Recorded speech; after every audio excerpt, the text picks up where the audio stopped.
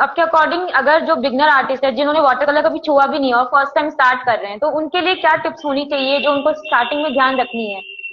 सबसे पहले तो मैं बोलूंगा कि आपको पहले कलर्स के नाम याद कर लो, भाई कलर कौन कौन से होते हैं। नहीं तो हम उन्हीं यस सर। मतलब कि उन्हीं कलर से पढ़े होते हैं जो एक सेट में दे रखे होते हैं। लेकिन कलर्स का अगर हम हम्म। हिस्ट्री देखें तो कलर्स अपने आप में एक बहुत बड़ा सब्जेक्ट है, क्योंकि जब तक आपको कलर थ्योरी की नॉलेज नहीं होगी तब तक हम उसमें आगे नहीं बढ़ सकते। क्योंकि बहुत सारे लोग की प्रॉब्लम क्या होती है वाटर कलर पेंटिंग में, कि वो लोग पेंटिंग करते तो हैं लेकिन दिक्कत क्या होती है, वो ड्राई होने के बाद डल हो जाती है। सबसे मतलब कि 90% लोग का एक होता है। तो क्योंकि प्रॉब्लम क्या होती है कि आपको उसमें कलर्स की नॉलेज नहीं होती कि अगर मुझे रेड कलर यूज करना है तो मुझे मैं उसमें ऐसा कौन सा कलर यूज करूं जिससे कि हमारी वो चीज थोड़ी पेंटिंग में फ्रेशनेस दिखे। अब मैं आपको बोलूं कि अगर आपको रेड कलर व्हाइट नहीं ऐड करोगे उसमें आप येलो ऐड कर सकते हो जिससे कि रेड कलर ब्राइट हो सकता है। ठीक है। अगर आपको ब्लू कलर ब्राइट करना है तो उसमें आपको क्रिम्सन ऐड करना पड़ेगा जिससे कि हमारी ब्लू की फ्रेशनेस, जैसे आपने देखा है कभी कभी हमारे घर में व्हाइट वॉश होती है, मैं नॉर्मल जो कस्बों की हम्म। बात करता हूँ वहां पे प्रॉपर वो व्हाइट यूज नहीं करता, उसमें हल्का सा पर्पल शेड ऐड करता है जिससे कि व्हाइट कलर थोड़ा फ्रेश हो सके, जिससे कि हमारे रूम में एक यस। फ्रेशनेस आ सके। ऐसे ब्लू ये कलर को सर फ्रेश ब्लू। करने, यस। हाँ, मतलब उससे एक फ्रेशनेस, मतलब कि एक कलर फ्रेश होता है वो लाइफ टाइम तक फ्रेश रहता है। अब मैं डायरेक्टली ब्लू को ऐसे अप्लाई करूंगा वो थोड़ा डल दिखेगा, लेकिन हल्का सा मैं क्रिम्सन रेड ऐड करूंगा उसमें तो उसकी अपने आप एक हम्म। फ्रेशनेस आ जाएगी। तो मेरा तो ये मानना है कि सबसे पहले तो वाटर कलर स्टार्ट करने से पहले आपको कलर थ्योरी की नॉलेज होनी चाहिए। वो उसके लिए आपको बहुत सारे यूट्यूब में बहुत सारे ट्यूटोरियल्स मिल जाएंगे, आपको बहुत सारे मतलब आज के टाइम पे तो नॉलेज तो आपको इंटरनेट में बहुत भरी हुई है। लेकिन यह है कि कौन सी सही नॉलेज है वो आपको अपने लेवल पे देखना पड़ेगा, या अगर आपका कोई आर्ट टीचर है तो आप उससे भी आप उस चीज को मतलब गाइडेंस ले सकते हो इस चीज का। ओके।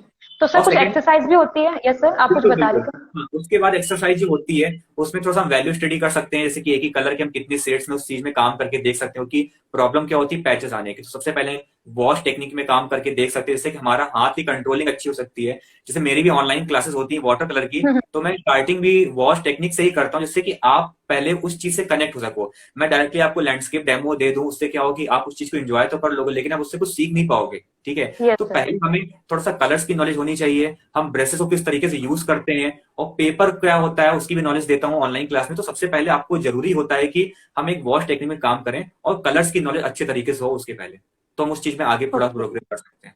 जी, अगर आप वाटर कलर आर्टिस्ट हो तो बहुत सारे लोग ये बोलते हैं कि हम अगर महंगे ब्रांड के ब्रशेज या कलर यूज करेंगे तो ही पेंटिंग अच्छी बनती है। ऐसा हम्म।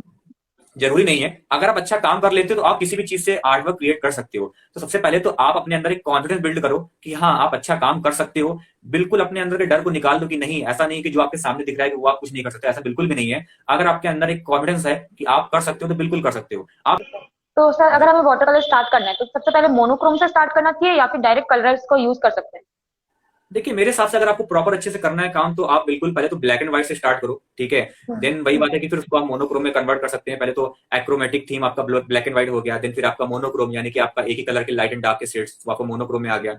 देन फिर आप मल्टी कलर्स में, आप इसको पॉलीक्रोम बोलते हैं, मल्टी कलर्स में काम कर सकते हो, वो आपका प्रोफेशनल तरीका होता है। तो आप स्टेप बाय स्टेप। और एक बहुत इंपॉर्टेंट चीज, जरूरी नहीं होता है कि आपको बड़े स्पेस पे काम करना है। सबसे पहले हमेशा यस ध्यान सर। रखना है कि आपको पेंटिंग के छोटे लेआउट्स बनाने हैं, जिससे कि आप पहले तो उस चीज को आपको बैलेंस करना है, क्योंकि आपको पहले ही समझना है कि हम वाटर एंड कलर कैसे मिक्स करें।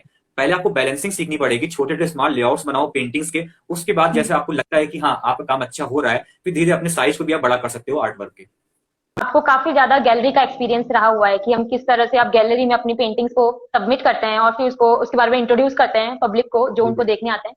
तो किस आपको उसका कुछ एक्सपीरियंस प्लीज शेयर कीजिए और साथ में कुछ इंपॉर्टेंट टिप्स जो अगर फर्स्ट टाइम गैलरी में जा रहा है तो उसको किस तरह से डील करना चाहिए पब्लिक के साथ में और अपनी पेंटिंग को किस तरह इंट्रोड्यूस करना चाहिए?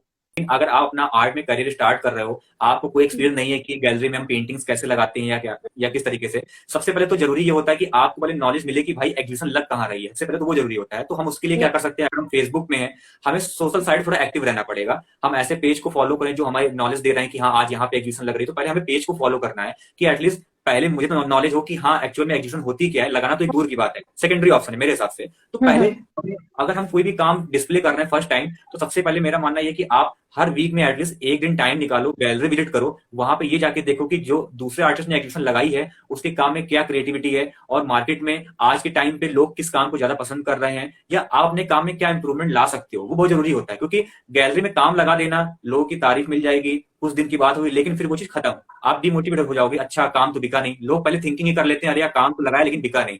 ये सब ये दिमाग से हटा दो।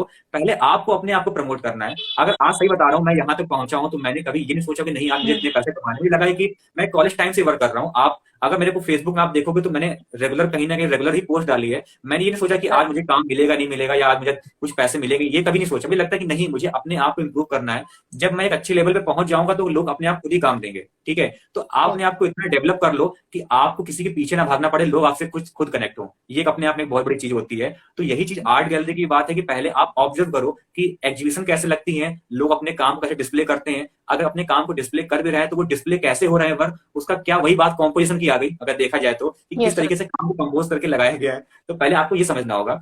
फिर बात होती है कि अगर आपको अपने आप को एनहेंस करना है तो आप कंपटीशन में पार्टिसिपेट करो। आपका सिलेक्शन होता है नहीं होता ये मैटर नहीं करता, आपने पार्टिसिपेट किया ये बहुत बड़ी बात होती है कि आपने एक स्टेप तो आगे बढ़े। अगर सिलेक्ट हो जाती है पेंटिंग तो अच्छी बात है कि आपको थोड़ा सा मोटिवेशन मिलता है कि अच्छा मैंने कहीं वर्क डिस्प्ले किया।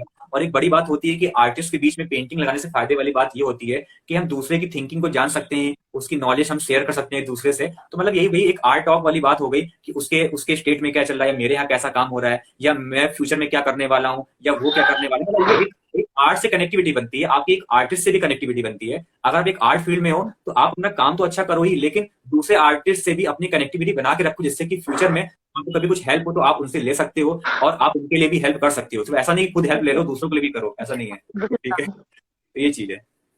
और आगे ओके। फ्यूचर टर्म में फ्यूचर की बात करें, कहीं जॉब के लिए भी अप्लाई करते हैं तो वहां पे आप वो देखते हैं कि आपने कितने कॉम्पिटिशन में पार्टिसिपेट किया है। और खासकर जब हम स्कॉलरशिप भी अप्लाई करते हैं, अगर प्रोफेशनल की बात कर लें, स्कॉलरशिप भी जब हम लोग अप्लाई करते हैं वहां पे ये देखते हैं कि आपने कितने कॉम्पिटिशन में पार्टिसिपेट कर रखा है, आप कितनी बार फॉरेन विजिट पे गए हो। तो ये सब चीजें देखी जाती हैं, उसी के हिसाब से आपको एक, मतलब मेरे हिसाब से जो मानना है वो कॉम्पिटिशन या किसी आपको कितने अवार्ड मिले हैं, ये बहुत सी चीज मैटर करती है आपके फ्यूचर के लिए।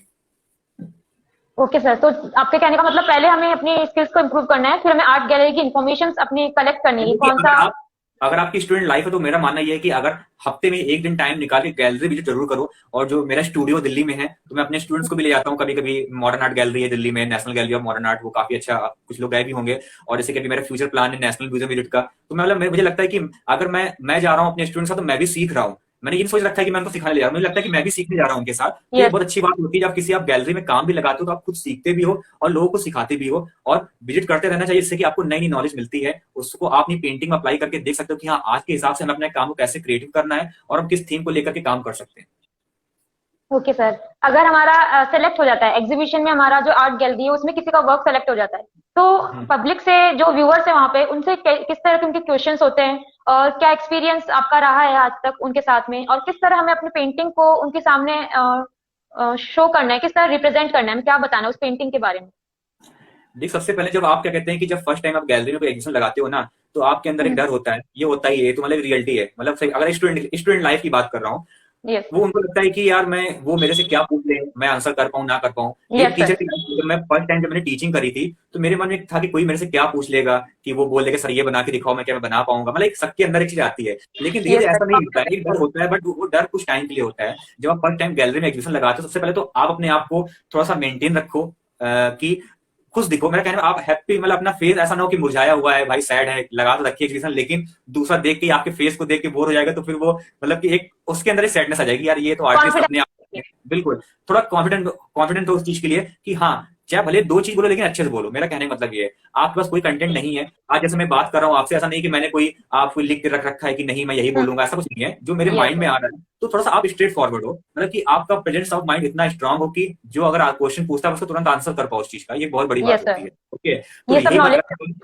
बिल्कुल बिल्कुल। और ये सब ऐसे एकदम से नहीं आती है। और मैं सही बताऊं, मैं तो कॉलेज टाइम बहुत साई टाइप का स्टूडेंट था, मैं तो लड़कियों से बात भी नहीं करता था, सही बता रहा हूँ, रियलिटी अपनी बता रहा हूँ। मतलब मैं किसी से आंख मिला के बात भी कर देता था तो लगता था बहुत बड़ी बात होगी मेरे लिए। लेकिन जैसे लाइफ में आगे बढ़ता गया थोड़ा कॉन्फिडेंस बिल्ड हुआ, क्योंकि मेरा जो एटमॉस्फेयर था वो लड़कियों वाला ही था, मतलब कि आसपास मतलब मेरे फ्रेंड भी थे, तो ऐसे घुल मिल के चीजें अपने आप डेवलप हो जाती हैं जब आप दूसरों से बात करते हो। तो एग्जीबिशन एक ऐसा एटमॉस्फेयर होता है जहां पे आप अपने सीनियर आर्टिस्ट से मिलकर उसकी नॉलेज लेते हो और आपके अंदर एक बोलने का कॉन्फिडेंस भी बिल्ड होता है। तो मेरे हिसाब से तो आप गैलरी में विजिट भी करो और अपने आर्ट वर्क भी वहां पे लगाओ, जिससे कि आपका एक कॉन्फिडेंस बिल्ड हो सके और आपका थोड़ा सा एक पोर्टफोलियो भी मेंटेन हो जाए। यानी कि आप कभी फ्यूचर में कहीं भी आप जा रहे हो, ट्रेवल कर रहे हो या कहीं भी जॉब के लिए अप्लाई कर रहे हो, तो वहां पे आपका एक प्लस पॉइंट होता है। ओके। और सर, तो जी। अगर हमारा पेंटिंग को देख के किसी व्यूअर्स के माइंड में कोई क्वेश्चन आया, तो हमारे मन में ये रहता है कि क्या क्वेश्चन पूछेंगे, वो किस तरह के क्वेश्चन पुट अप कर सकते हैं। तो आपके अकॉर्डिंग, आपके एक्सपीरियंस के अकॉर्डिंग व्यूअर्स किस तरह के क्वेश्चन हमसे पूछते हैं अपनी पेंटिंग के बारे में। देखो, एक चीज बोलूं, मतलब कि व्यूअर्स दो टाइप के होते हैं। एक तो होता है जो एक्चुअल में आपकी पेंटिंग के बारे में पूछना चाहते हैं, ठीक है, वो आपके थॉट प्रोसेस जानना चाहते हैं। सेकंड व्यूअर्स वो होते हैं जिनको मतलब कोई मतलब नहीं होता है, बस वो अपना टाइम स्पेंड करने आ जाते हैं गैलरी में, जो रियलिटी बता रहा हूँ, ठीक है। वो आपको डिमोटिवेट भी करते हैं। मैंने बहुत सारे ऐसे मतलब कि आर्ट क्रिटिक को देखा है जो मतलब कि डायरेक्टली पेंटिंग को मतलब ये बोल देते हैं कि अरे यार ये इसमें क्या कर रखा है, बच्चों वाली लगा रखी है। सही बता रहा हूँ, मतलब मेरे को इतना हम्म। गुस्सा आता है। आप किसी कोई बिगनर आर्टिस्ट को आपको मोटिवेट करना चाहिए कि कोई बात नहीं, चलो अगर चलो ठीक किसी काम थोड़ा लो लेवल का भी है तो आप उसको डायरेक्टली ऐसे बोल देते हो कि यार ये क्या लगा रखा है, तो थोड़ा स्टूडेंट लेवल का है, थोड़ा इसको हटा दो, काम दूसरा अच्छा करो। ये बहुत ही गंदी मेंटेलिटी है। मैं तो जो ऐसा करते हैं तो मतलब मेरा तो ये मतलब सामने मिल जाए तो रॉन्ग। मतलब गुस्सा मेरा फूट पड़ेगा, गिल्टी है, ठीक है। आई हमेशा थिंक जो चलो वो ठीक है, ऐसे कुछ व्यूअर्स होते हैं, मेरे ख्याल से वो उतना वर्क भी नहीं कर सकते जो वो लगा, उनके जिन्होंने अभी एक्टिवेशन में। अभी उनसे बोल दो कि ये काम करके दिखाओ तो हाँ, चल नहीं पाएगा। ठीक है, लो काम कर भी लेते हो, मेरा कहने का मतलब कि आपको किसी की पेंटिंग मतलब खराब बोलने का आपका क्या राइट बनता है? आप कौन हो? ये आपने तो वो है। पेंटिंग तैयार नहीं करी है। मेरा मानना ये, चलो ठीक है गलतियां हैं, आप उसको ऐसे ही बोल हम्म। सकते हो, कोई बात नहीं, नेक्स्ट टाइम इंप्रूव कर लेना, थोड़ी बहुत मिस्टेक है बट तुम अच्छा कर लोगे, थोड़ा मोटिवेट करो। आपने पहले उसने गैलरी में लगाया एग्जीबिशन, आपने पहली बार उसको बोल दिया, उसके अंदर क्या क्या रह जाएगी वो चीज। तो मतलब मेरे हिसाब से तो वो कभी ऐसा मेरा पाला नहीं पड़ा है, कभी फ्यूचर में पाला पड़ेगा तो वो समझ ही जाएगा कि मैं क्या बोल सकता हूँ। तो वो तो एक बात अलग की हो गई। तो मेरा हमेशा ये है कि अगर आपसे कोई छोटा भी है तो ये देखो, एक बच्चा भी है ना, वो पेंटिंग करता है, उसमें अपने आप में एक आर्टिस्टिक फॉर्म होती है। ये मैटर ये नहीं तो करता है। उसने क्या प्रपोर्शन गड़बड़ कर रखा है, ये उसने बनाया है, ये बहुत बड़ी बात है। उसने अपना टाइम दिया, ये बहुत बड़ी बात है। बाकी इंसान तो अपनी लाइफ में सीखता ही जाएगा। अगर अगर वही बात हो गई कि जो एक्सपीरियंस बंदा होगा उसी को जॉब मिल सकती है, फ्रेशर्स को नहीं मिल सकती, तो फिर ऐसे ऐसे ही चलेगा ना। फ्रेशर्स को जॉब नहीं मिलेगी तो कहते कोई जॉब ही नहीं कर पाएगा, ऐसे किसी को एक्सपीरियंस मिल ही नहीं पाएगा देखा जाए तो ऐसा कोई जरूरी नहीं, हर चीज का लेवल होता है, आप उसको टाइम दो और हर चीज को थोड़ा मोटिवेट करो कि कोई बात नहीं, अच्छा कर लोगे। मेरे स्टूडेंट भी हैं, मैं उनसे ऐसा नहीं बोलता हूँ कि नहीं अरे ये क्या कर रखा है और सही से करो, ऐसा नहीं बोलता। मैं बोलता हूँ कोई बात नहीं, आज आपका इतना अच्छा काम है, थोड़ा उसमें और मेहनत कर लोगे तो आगे और इंप्रूवमेंट हो जाएगी। तो मेरा सबसे पहले ये बोलना जरूरी है कि आप दूसरों को मोटिवेट करो और अपने आप को खुद भी एक हम्म। मोटिवेट करो कि हमें भी अच्छा काम करना है। ओके। और सर जैसे कि ये तो आपने बोला नेगेटिव व्यूअर्स जो होते हैं जो हमें डिमोटिवेट करते हैं, और कुछ जो रियल व्यूअर्स होते हैं जो हम परचेज करना चाहते हैं पेंटिंग को, वो किस तरह के क्वेश्चंस पुट अप करते हैं? देखिए, जो पेंटिंग एक्चुअली परचेज करते हैं वो तुरंत परचेज कर लेते हैं। वो पेंटिंग देख के ही समझ जाते हैं कि पेंटिंग का क्या लेवल है, उनको जरूरत नहीं होती कुछ बोलने की, क्योंकि वो आपके जो अगर एक अच्छे लेवल के जो मतलब कि जो बायर्स होते हैं ना, वो आपको कई टाइम से हम्म। फॉलो कर रहे होते हैं। आपको शायद ये ना मालूम है, आपको बता देते हैं। एक बायर वो होते हैं जो बहुत ही फेमस आर्टिस्ट की मतलब जैसे कि आज कोई काम कर रहा है, बहुत अच्छा कर रहा है, उनको लगता है कि फ्यूचर ये बहुत बड़ा आर्टिस्ट बन जाता है। तो उसकी वो हम्म। आर्ट जब उसकी जर्नी चल उसकी लाइफ से वो मतलब वो पेंटिंग परचेज कर लेते हैं और फ्यूचर में जब लगता है कि हाँ इसका काम का एक अच्छा लेवल बन गया तो उसकी पेंटिंग वो बेच देते हैं उससे कई गुना दाम में, ठीक है। तो ये उस तरीके के बायर होते हैं, लेकिन वो बहुत ही मतलब कि बहुत ही कम होते हैं और ऐसे आर्टिस्ट भी बहुत कम होते हैं जो मतलब कि पेंटिंग को परचेज करें। मतलब वही पहले आपको अपना लेवल बनाना पड़ेगा उस तरीके का, तभी तो आपको कोई पेंटिंग परचेज करेगा। हम्म। सेकंड बायर हम्म। वो होते हैं जो इंटीरियर डिजाइनर होते हैं, या जैसे कि इंटीरियर डिजाइनर हुए तो वो आपकी पेंटिंग परचेज करते हैं, वो आगे उस चीज को मतलब कि उससे और पैसे कमाते हैं। या कुछ ऐसे डायरेक्ट व्यूअर होते हैं या जो डायरेक्ट बायर होते हैं जो आपसे डायरेक्टली पेंटिंग खरीद करके अपने घर में लगाते हैं। वो ठीक है, आप उस चीज को मतलब देख सकते हो अपने हिसाब से। तो हम्म। मेरे हिसाब से तो सबसे पहले जरूरी ये होता है कि, और ऐसा कुछ जरूरी नहीं है कि जो बायर सामने है वो किस तरीके की पेंटिंग आपकी पसंद करेगा, वो कुछ भी खरीद सकता है। सही बता रहा हूँ, जितना मेरा एक्सपीरियंस 10 साल का है, मैंने तो पहले ये देख लिया कि वो कुछ भी खरीद सकते हैं। अच्छा या कुछ भी बनाओ, कुछ भी खरीद सकते हैं। तो वो मैं ये नहीं बोल सकता हूँ कि वो फिगरेटिव काम अच्छा लेगा या abstract में खरीदेगा या पोर्ट्रेट में काम हम्म। खरीदेगा, वो कुछ भी मतलब जो उसको अच्छा लग जाए। ओके। तो अगर जी। बाय चांस बायर ने जो हमसे क्वेश्चन पुट अप कर लिया कि अपनी पेंटिंग को एक्सप्लेन करके बताओ, आपने इसमें क्या मैसेज दिखाने की कोशिश की है, क्या आप बताना चाहते हो, तो उसको हम किस तरह से एक्सप्लेन, हमें क्या उस पेंटिंग के बारे में बताना होगा? देखिए, जब आपका माइंड प्रिपेयर है कि आपने ये काम लगा रखा है, तो सबसे पहले तो मैं ये बोलूंगा कि आप दो तरीके से कर सकते हो। या तो अपनी पेंटिंग के बारे में लिख करके वहां पे आप मतलब हैंग कर सकते हो, जैसे कि वो हम्म। आपकी पेंटिंग को देख के क्या शो किया है, ठीक है।